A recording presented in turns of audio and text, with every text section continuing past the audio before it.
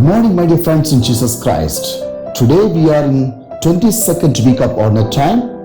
So today's gospel is taken from Matthew chapter 16 verses 21 to 27. Central message of today's gospel is suffering is a shower of blessings. So my dear friends, we hear in today's gospel passage that Jesus must undergo great suffering, be killed and be raised again on the third day.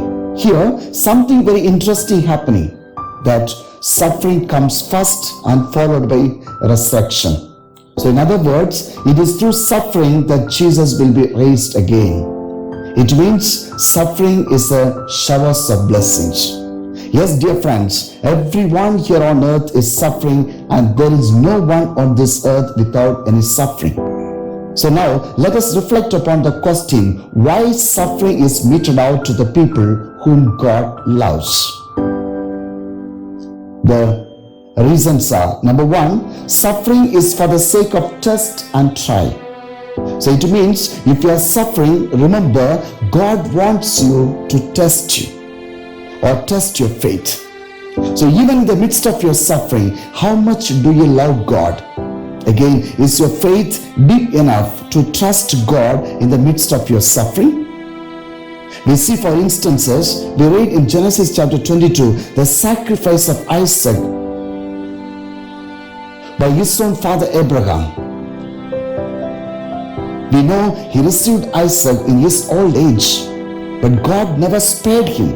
Rather, asked Abraham to sacrifice his only son Isaac for God. So in this situation, Abraham never murmured, rather trusted God deeply and was ever ready to sacrifice his son Isaac for God. That's why Abraham became the father of faith. Friends, even Jesus himself was tested before starting the public ministry. We read in Matthew chapter 4 verses 1 to 11. Jesus went through the test and was raised to life finally. So number two, suffering is for the sake of discipline. Friends, God sometimes gives us suffering in order to discipline our lives. But we don't realize that instead we get angry, we raise our hands against God, we sin against God, etc., etc. So we read in Hebrews chapter 12 verses 5 to 8 and 11, if parents do not discipline their children, then they become indisciplined children. So number three, suffering is for the sake of conversion, transformation and repentance. Sometimes we suffer so that we may repent.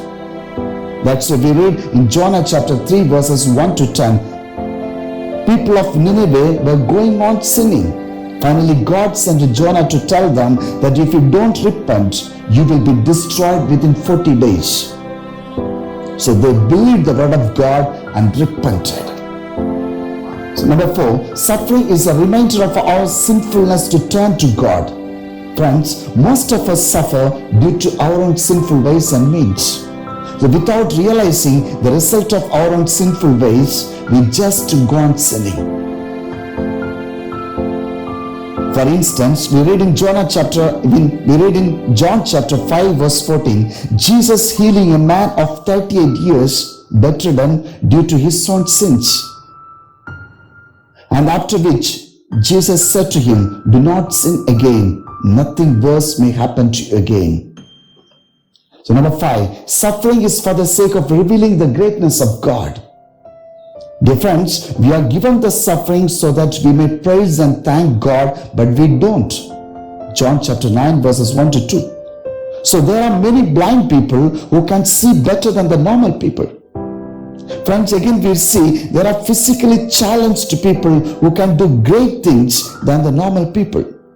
But they know their sufferings. Yet they forget their sufferings, but think of the talents that God has given to them, and in the midst of their suffering, they really praise and thank God. So number 6, suffering is for the sake of prayer. Friends, we don't pray, so we suffer.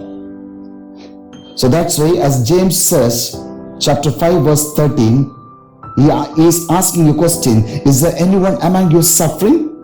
They should pray. So let us pray so that our own sufferings may disappear from our lives.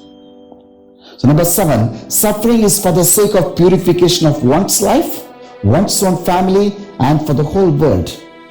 Yes, dear friends, there are people really holy and faithful to God, but they really suffer because they suffer not for themselves, but for their own families and for the whole world. For instances, saints who are in heaven, they really suffered for the sake of the gospel. And we see among the saints, Saint Teresa of Child Jesus, who really suffered for the whole world, for the gospel. Again, we read in Isaiah chapter 53, verses 4 to 5, where it's written, He was wounded for our sake. Number 8, the final point, if your suffering is not related to any of these 7 reasons above, then your suffering can be for the following reason. We read in Philippians chapter 1 verse 29. I repeat, we read in Philippians chapter 1 verse 29 is written, as you are given the grace for yourself, friends, but also given the grace to suffer for God. Yes, dear friends, we see almost all the saints, apostles were humiliated, tortured, suffered, and martyred. Why? Just for the sake of Christ. Yes, dear friends, therefore, through these above reasons, God makes us His disciples, as Jesus says in today's gospel. So let us ask a question to ourselves. The question is, do we want to become the disciples of Jesus? If so, then let us deny ourselves and take up our daily crosses. Dear friends, remember, there is no Easter without Good Friday.